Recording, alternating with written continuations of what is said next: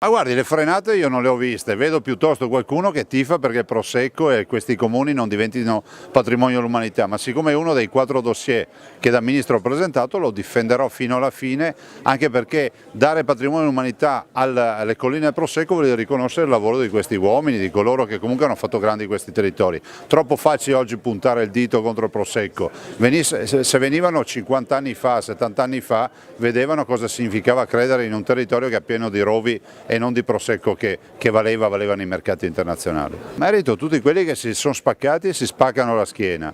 Dobbiamo comunicare in maniera positiva cos'è questo fenomeno. Se non ci fossero i nostri viticoltori del Prosecco le colline sarebbero a valle. La Regione Veneto ha 11.000 frane in Veneto, io non ne ho una dove c'è un vigneto. Cioè pensare di essere patrimonio dell'umanità, avere 15 comuni nel patrimonio dell'umanità e da qui partire con dei messaggi nuovi e un modello da replicare a livello mondiale. Non è corretto accusare i nostri viticoltori di pratiche abnormi perché noi sappiamo benissimo qual è l'intendimento di tutti, che è quello di inquinare di meno e avere un'agricoltura sostenibile, però è corretto dire anche ai consumatori che in questa fascia climatica in tutto il mondo tutti gli altri inquinano molto di più dei nostri prosecchisti, come li chiamate voi, no?